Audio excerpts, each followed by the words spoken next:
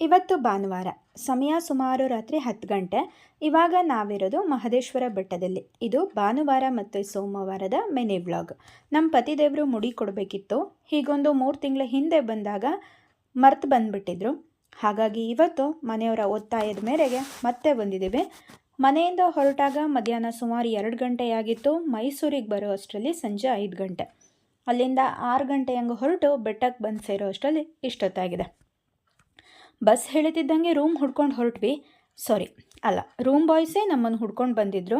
ಅಳೆದು ತೂಗಿ ನಾವು ರೂಮ್ ಮಾಡಿದ್ದು KG ಲಾಡ್ಜ್ ಹತ್ರ. ಇದು ಅಂತರ್ಗಂಗೆಗೆ ಹತ್ತಿರದಲ್ಲಿದೆ. ರೂಮ್ಗೆ ಹೋಗಿ ಲಗೇಜ್ ಇಟ್ಟು ಫ್ರೆಶ್ ಅಪ್ ಆಗಿ ದೇವಸ್ಥಾನಕ್ಕೆ ಬರೋ ಅಷ್ಟರಲ್ಲಿ 11 ಗಂಟೆ ಹತ್ತತ್ರ ಆಗಿತ್ತು.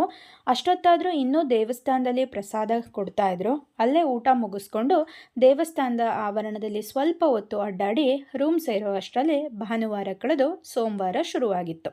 ಕಣ್ಮುಚ್ಚಿ ಬಿಡೋ ಅಷ್ಟರಲ್ಲಿ ಬೆಳಕರ್ದಿತ್ತು. ಬೆಳಗ್ಗೆ ಬೇಗ ಎದ್ದು ರೆಡಿಯಾಗಿ ಮುಡಿಕಟ್ಟೆ ಹತ್ರ ಬಂದ್ವಿ.